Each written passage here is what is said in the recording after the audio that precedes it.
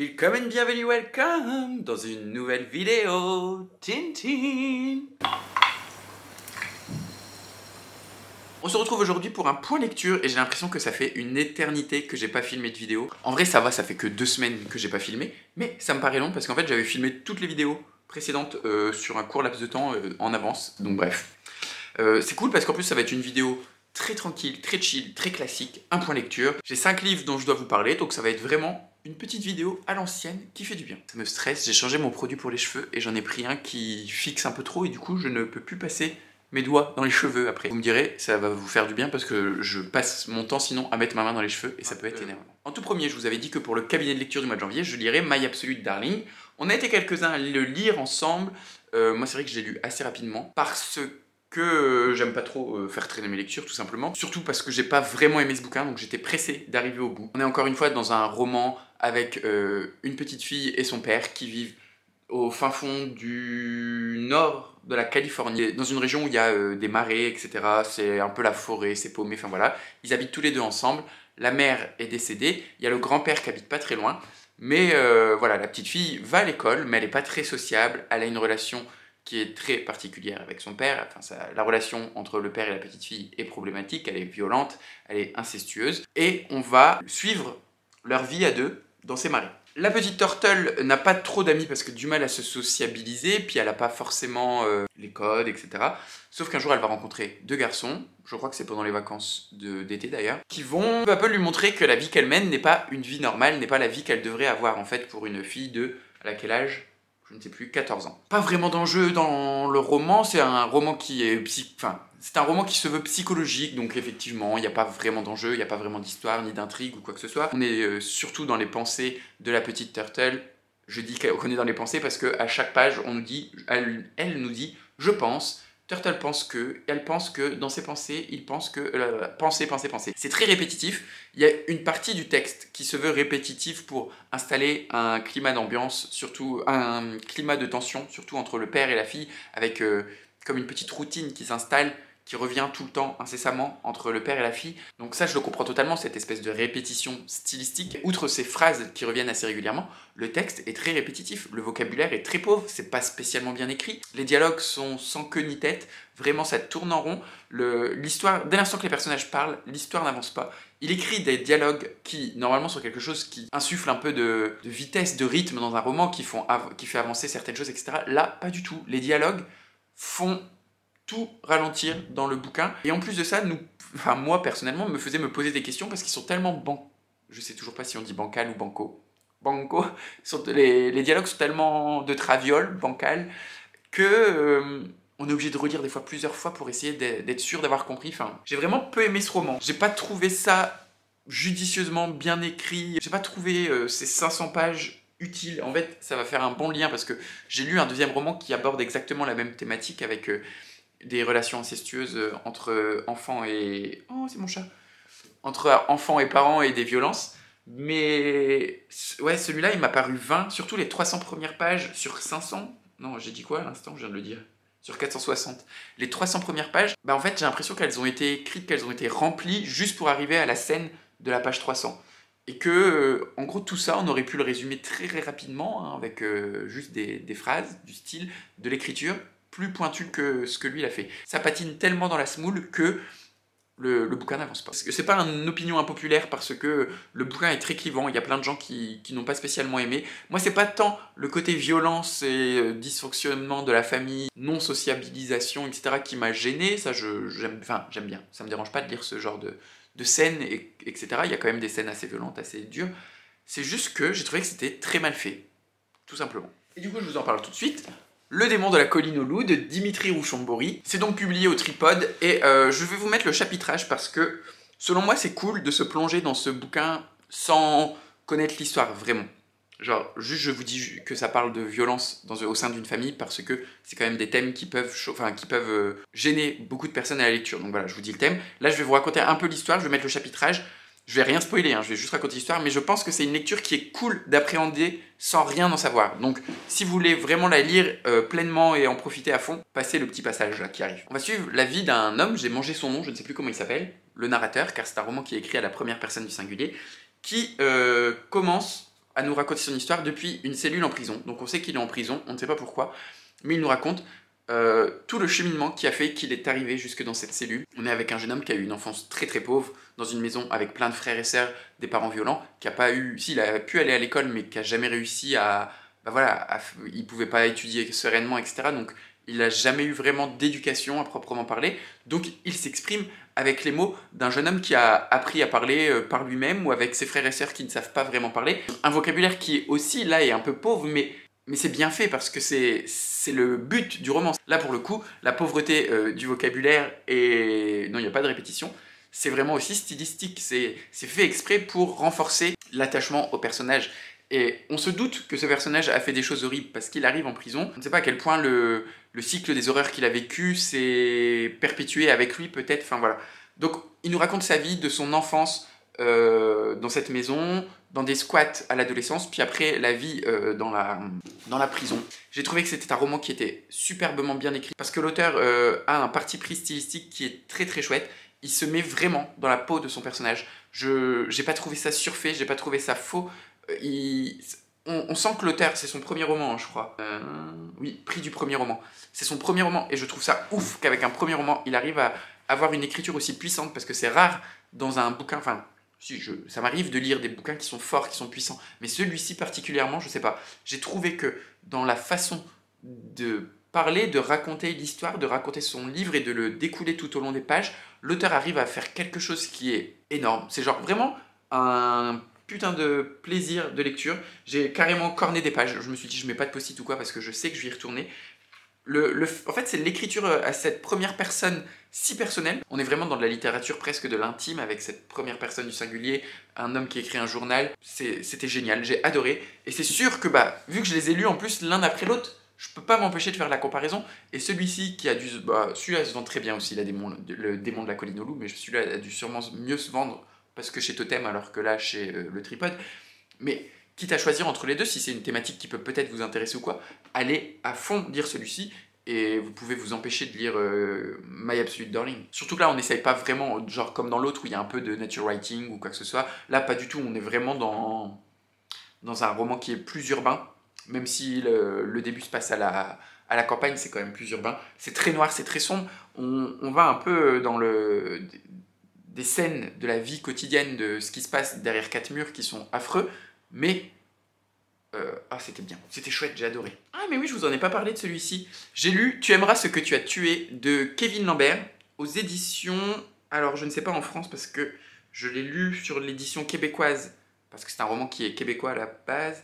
Donc moi je l'ai lu chez Héliotrope et en France, je sais plus du tout où est-ce que c'est publié, enfin je vous l'écrirai quelque part. J'avais lu, et je vous l'ai recommandé d'ailleurs dans ma vidéo Top LGBT, le second roman de Kevin Lambert. En fait en France ils ont fait le choix de publier son deuxième roman avant de publier le premier, je ne sais pas vraiment pourquoi.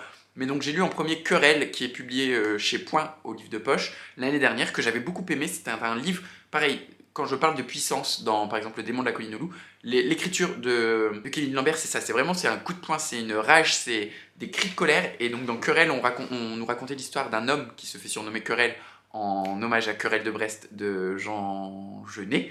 Et cet homme travaille dans une scierie au sein de laquelle il y a une révolte gréviste, etc. Et donc il participe à cette révolte gréviste. Et c'est un roman sur la lutte des classes, mais à travers le sexe, parce qu'il y a de l'homosexualité, le sexe comme pouvoir, enfin c'était très particulier, ça m'avait soulevé plein de questions. Je me suis renseigné depuis, j'ai écouté des podcasts d'ailleurs de Kevin Lambert, j'ai beaucoup aimé. Bref, là n'est pas le sujet, donc Tu aimerais ce que tu as tué, c'est le premier roman de Kevin Lambert, qu'il a écrit assez jeune, parce que c'est un auteur qui a à peu près mon âge, je crois, un peu moins d'une trentaine d'années. Dans ce roman, il nous parle de sa ville natale, la ville de Chicoutimi, qui est une ville qui est à 2 ou 3 heures de Montréal, je crois, c'est vraiment au nord de Montréal-Québec, c'est... près d'un lac, enfin voilà. C'est une petite ville de province québécoise, c'est pas la grosse métropole, et lui il a grandi dans cette ville. C'est une écriture qui est très particulière parce que... Alors c'est de l'autofiction en partie, hein, il nous raconte sa vie à Chicoutimi, les épreuves qu'il a dû vivre en tant que jeune homosexuel, je pense là-bas aussi, l'homophobie, le rejet, la pauvreté, parce que ça a l'air d'être une ville qui est quand même assez normée économiquement et socialement, avec des riches, des pauvres, enfin comme toutes les villes, hein, je veux dire, il n'y a pas qu'à Chicoutimi ou au Québec entre autres, hein, partout c'est pareil, mais enfin voilà, petite ville de province avec une forte identité, et en fait il s'amuse à tuer, peut-être, ouais, on peut dire ça, tuer tous ces démons, tuer toutes les personnes de cette ville qu'il ne veut plus voir, qu'il ne veut plus sentir, qui lui ont peut-être fait du mal, et il les tue à travers son roman, il les tue de façon littéraire, j'ai envie de dire, c'est pas vraiment des meurtres non plus. Il y a des questions de mort, de vivants, de fantômes, c'est très nébuleux comme histoire, parce que un peu fastidieux parfois, hein. J'ai trouvé que on sent que c'est le premier roman par rapport à Querelle. Querelle se lit beaucoup plus facilement et beaucoup plus fluide, alors que Tu aimeras ce que tu as tué est peut-être un peu plus laborieux dans le style, en tout cas plus étoffé, plus riche, et donc par extension un peu plus brouillon, j'ai trouvé. Mais voilà, il tue, c'est très particulier, et pourtant j'ai bien aimé. Ça n'a pas été le coup de cœur que j'ai eu avec Querelle, mais ça m'a encore une fois soulevé. Il y a des scènes dégueulasses. Là, pour le coup, c'est vraiment atroce. Je pense qu'il aurait pu s'en passer parfois. C'était pas forcément nécessaire pour... Ça n'a pas desservi le roman, mais je suis pas sûr que c'était nécessaire de faire des scènes aussi dégueulasses parfois. Mais en tout cas, très bonne lecture si ça vous intéresse de lire un peu sur ce jeune homme qui est... Je vais pas le comparer à Édouard Louis, mais on est un peu dans la même veine, vous voyez. Mais je trouve qu'il le fait... En fait, il pousse tellement la barre plus loin dans cette haine et ce rejet, parce que il ne le prend pas sur le point de vue sociologique. Lui, il reste quand même plus dans le domaine de la littérature, du roman et de la fiction. Il est moins dans l'autofiction qu'Édouard Louis. C'est à peu près celui à qui je l'identifie, parce que c'est un jeune homosexuel, provincial, qui a eu des soucis dans sa jeunesse, mais il est moins, je trouve, pédant qu'Édouard Louis, et moins plaintif. Dans les textes un peu à part que j'ai lus dernièrement, j'ai lu aussi Jolene Teguin de Laurent Chalumeau aux éditions du Pif. Donc c'est une toute petite maison d'édition. D'ailleurs, le roman n'est pas disponible sur les plateformes genre Amazon, etc. Je l'ai commandé directement sur le site de la maison d'édition. C'est la taille d'un poche de chez Totem. Donc on n'est pas sur du petit poche, mais on n'est pas sur du grand format. Il coûte 12 €. C'est une petite maison d'édition avec un très beau travail de graphisme. Je ne sais pas si vous vous en rendez compte, avec un espèce de vernis sélectif, là, des brillances, des dorures, je ne sais pas. Et une illustration de Dolly Parton, vous l'aurez reconnu, car on est sur une biographie non officielle de Dolly Parton. Laurent Chalumeau est journaliste, je crois qu'il est journaliste musical, voilà, correspondant aux États-Unis, écrivain des sketchs de José Garcia et d'Antoine de Caunes, scénariste parolier et auteur d'une quinzaine de livres. Cet auteur est publié chez Grasset, donc vous le connaissez peut-être, moi je ne le connaissais pas. Il a écrit des romans comme Fuck, Neuilly brûle-t-il, Topodoko, Roman pour hommes, Un mec sympa, Bonus, Kiff, VIP, Vénère, Vice, enfin voilà. C'est des romans que je ne connais pas du tout. Et là on est sur donc je vous le disais, une biographie de Dolly Parton, qui est écrite avec des courts chapitres, mais vraiment très très courts, 2-3 pages, qui s'arrête un peu sur des épisodes de la vie de Dolly Parton. C'est chronologique, on part de son enfance jusqu'à l'époque actuelle. C'était marrant, c'était sympa, c'était chouette. Je pense pas que ce soit une lecture nécessaire. J'en attendais beaucoup plus, parce que derrière on nous dit « À l'arrivée fantasque, excessif, exacerbé, exactement comme Dolly elle-même, Jolene Teguin est d'abord surtout un cri d'admiration adressé à toutes celles qui réussissent à faire la nique au patriarcat et à l'homophobie. » Donc je pensais que ça allait s'écarter un peu de Dolly Parton pour généraliser un peu plus, parfois sur justement le patriarcat, l'homophobie, mais non, Dolly Parton reste vraiment le cœur du bouquin. C'est une biographie de Dolly Parton, donc ça tourne vraiment autour d'elle, mais c'est pas pour autant que c'était déplaisant. J'ai trouvé juste que parfois c'était un peu lourd, dingue. C'est comme si tu lis une succession d'articles de journaux. Moi je lis la presse en ligne et je ne la lis pas quotidiennement. J'ai pas un journal que j'achète tous les jours auquel je lis, parce que j'ai un abonnement qui me permet d'avoir accès à un kiosque virtuel avec toute la presse en ligne, mais du coup je grappille un peu des articles de ci de là, et c'est vrai que là, le fait de lire presque, je sais pas, une trentaine d'articles, si ce n'est un peu plus, à la suite, à la fin c'était un peu lourd à digérer. Une lecture dont je ne vais pas du tout m'étaler dessus, j'ai lu, je ne sais même plus le titre, de Colleen Hoover, c'est une romance. C'est la suite de Jamais plus, qui est une romance contemporaine, une new romance, que j'avais lue, je pense l'année dernière, où j'avais fait une vidéo où je lisais les romances sans cesse sur TikTok, et c'est une des autrices de romances les plus lues partout dans le monde, et qui vend très bien, qui fait beaucoup de bruit sur TikTok. Donc vu que la suite est sortie il y a 2-3 jours, je l'ai lu en format numérique. Autant le premier, j'ai trouvé ça marrant quand j'avais fait la vidéo, parce que j'avais jamais lu ce genre de romance, ce genre de bouquin. C'était pour l'expérience, ça m'avait fait plutôt rire. C'était pas horrible, mais c'était pas non plus exceptionnel. Et là, la suite était vraiment bâclée. J'ai trouvé ça très moyen. En fait, dans la préface, elle dit « Jamais j'aurais pensé écrire une suite à ce roman », mais face au succès du bouquin sur TikTok, parce qu'avec TikTok, le bouquin a repris un peu de célébrité, le premier qui est sorti il y a déjà une paire d'années, et beaucoup de gens se sont mis à le lire ou le relire et à le découvrir. Donc elle dit, face au succès du premier roman sur TikTok, je me suis dit bah pourquoi pas vous écrire la suite, parce que je vous aime tellement et je comprends que vous avez envie d'en savoir plus, alors que moi, pour moi, l'histoire est déterminée. Donc vous voyez, en fait, l'intention de départ est déjà un peu bancale, je trouve. L'autrice n'avait pas envie, n'avait pas pensé ce roman comme une duologie, et plusieurs années après, pour faire du fanservice, hein, ni plus ni moins, elle publie une suite qui est très très très mal écrite, vraiment. Alors en plus, je sais pas si c'est mon e-book qui était mauvais, mais il y avait des énormes coquilles. Alors je sais pas si c'est chez Hugo qui a eu un problème ou enfin quoi, mais j'avais des grosses coquilles dans le texte. C'était des fois des tirés, vous voyez, comme des renvois à la ligne quand tu es en bout de ligne et que t'as pas le temps d'écrire, enfin t'as pas de place pour finir ton mot, tu fais un tiré et tu vas à la suite. Et en fait, j'en avais plein partout dans mon texte. La typo, je me suis dit c'est peut-être un souci avec ma liseuse, mais j'ai essayé sur d'autres bouquins et en fait ça le fait pas. À chaque fois ça calcule bien pour que le tiré tombe au bon endroit ou alors que le mot soit renvoyé et rejeté directement à la ligne. Donc je pense il y a un souci. Le bouquin a dû être publié un peu trop vite, je sais pas. C'est pauvre en vocabulaire, c'est pauvre en intrigue, c'est pauvre en développement des personnages, c'est pas du tout nuancé, c'est très plat. Enfin voilà, c'est vraiment pas de la grande littérature. Je l'ai lu très vite, hein. Vraiment, j'ai commencé un matin, j'ai terminé le soir. J'ai même lu pendant mes 2 heures de pause ce bouquin parce que voilà, je savais que ça n'allait pas me plaire outre mesure. J'avais envie de voir ce qu'elle pouvait en faire et au final, elle n'a pas fait grand chose de la matière des personnages et en même temps parce qu'il n'y avait plus grand chose à en faire une fois que tu écris un roman, que tu le clos, que tu le termines. Le reprendre plusieurs années après alors que tu l'avais pas pensé comme ça, bah déjà ça prouve que tu penses pas à ton écriture, tu réfléchis pas à ton écriture et à tes personnages, je trouve, et c'est dommage. En tout cas, si vous êtes des lecteurs de romances et de Colleen Hoover, je pense que vous pouvez facilement soit attendre qu'il sorte en poche parce que là il est en grand format et il coûte 20 balles, ou alors ne pas le lire du tout. Et enfin, un autre livre que j'ai beaucoup apprécié parce que, encore une fois, j'ai corné les pages, c'est Rosa Candida de Odurava Ólafsdóttir par la présente. Je fais un petit coucou à Eve Lecture et je vous redirige encore vers sa chaîne. En fait, je l'ai lu parce qu'elle a fait un challenge où tous les mois, elle veut remplir des pays sur sa carte livre addict. Enfin, je vous mettrai le lien. Non, je vous mettrai ici. La vidéo où elle explique son challenge. Je suis un mauvais challenger parce que j'ai oublié le nom. Ça doit être autour du monde ou un truc comme ça. Enfin, lecture autour du monde. Où tous les mois, elle change de continent. Et là, c'était les pays du Nord. Donc j'avais ça dans ma bibliothèque. Donc je suis pas sûr de faire son challenge tous les mois en fonction des différentes régions. Mais là, ça me faisait plaisir de le lire parce que je l'avais dans ma bibliothèque et je ne connaissais pas du tout cette autrice dont j'entends le plus grand bien un peu partout. Rosa Candida, ça nous raconte l'histoire d'un jeune homme qui s'appelle... Ah oui, il s'appelle Arn Ljotur. Je vous l'écrirai ici et je vais dire le narrateur parce que c'est impossible à prononcer.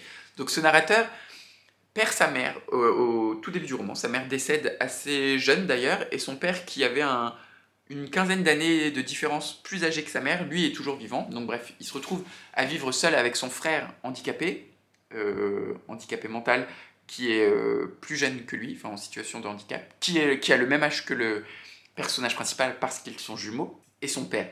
Sa mère aimait beaucoup les fleurs, les roses, entre autres, et elle parlait à son fils très souvent d'une roseraie qui se trouverait dans un autre pays, qui serait la plus belle roseraie du monde. Et au décès de sa mère, ce jeune homme qui a une vingtaine d'années, qui a eu un amour de jeunesse avec qui il a eu une enfant, en fait, enfin ils ont couché ensemble, pas de protection ni rien, la fille est tombée enceinte tout de suite, et ils ont décidé de garder l'enfant. Donc lui, il a une petite fille de 6 mois, et il décide de faire le voyage donc seul, d'abandonner sa fille, d'abandonner sa... Bah, c'est pas sa copine parce qu'au final ils habitent pas ensemble, ils habitent plus ensemble, ils ont juste gardé l'enfant. Son père, son frère, pour aller dans cette fameuse roseraie que sa mère lui a tant vantée. Je pense que le pays où se trouve la roseraie, en fait il n'y a aucun pays qui est cité, même le pays de départ on nous dit pas où c'est, je crois que c'est l'Islande, qu'elle est islandaise, l'autrice. Mais donc en gros il quitte l'Islande pour aller dans un pays non cité qui ressemble très fort à la France au vu des discussions. Et cette roseraie se trouve dans un monastère avec des frères. Et j'aime beaucoup dans les bouquins tout ce qui se passe dans des monastères. Je sais pas pourquoi. Peut-être mon passé d'enfant de cœur, etc. Je garde un très bon souvenir. C'est tout le temps des endroits très reposants. Ça m'est déjà arrivé de faire des retraites spirituelles dans des monastères. Donc j'en ai des bons souvenirs. Et donc on arrive dans ce monastère et la roseraie est totalement en friche parce que les frères ne s'en occupent plus. Les frères ont vieilli, ils ne peuvent plus la maintenir vivante. Et on va suivre donc Arn Ljotur qui va essayer de remettre cette roseraie en état et qui en plus va se poser des questions. On est aussi un peu dans ce thème de la retraite spirituelle parce qu'il arrive dans ce petit village français, il ne parle presque pas la langue, il ne connaît personne et il va travailler au service des frères, il va se lier d'amitié avec un des moines. Et vraiment j'ai passé un excellent moment, c'était tout en douceur et Il y a vraiment des variations de rythme. Alors je sais qu'il y a des gens qui peuvent... Enfin, même moi, des fois, ça m'agace quand le roman est un peu lent et repart Enfin, quand il y a des longueurs, tout simplement. Mais là, j'ai vraiment apprécié ces longueurs parce que c'est pas tout le temps lent. Le rythme est très inégal. Il y a des accélérations, quand on freine, des freins dans la vitesse. C'est l'autrice, elle s'amuse, je trouve, avec le temps. Alors le temps dans le roman, parce que des fois, tu as des longues périodes qui se passent très vite et des courtes périodes qui se passent beaucoup moins vite. On fait des ellipses assez importantes parfois, puis plus du tout après. Enfin, l'autrice s'amuse et en même temps, mais cet amusement ne gêne en rien la lecture. Je trouve que c'est bien fait, encore une fois, ces ellipses et ce temps contrôlé par la plume. C'est à propos, ça suit l'histoire, ça suit les personnages, c'est bien fait. Donc voilà, je pense que la deuxième partie ou la fin du roman pourrait ne pas plaire parce que ça tourne plus autour d'une histoire d'amour. Alors je n'irai pas jusqu'à dire que c'est de la new romance, hein, mais on est vraiment dans une histoire de couple sur la fin du roman. Ça m'a pas dérangé parce que je trouvais que ça allait très bien avec l'évolution du personnage principal, sa façon d'être au début du roman et sa façon d'être à la fin. Il y a une évolution qui est progressive tout au long, qui est bien écrite. Les thèmes abordés de l'amour, du deuil, de la famille sont super chouettes. C'était une excellente découverte. Vraiment, je vais lire sans doute d'autres romans d'Olaf Stottir. Je crois que c'est Miss Island qui a eu le Médicis il y a quelques années, le prix du Médicis étranger. C'est une autrice vers laquelle je vais me retourner, c'est sûr. J'espère que cette vidéo vous a plu. Je vous ai présenté au final 6 ou 7 livres, je crois.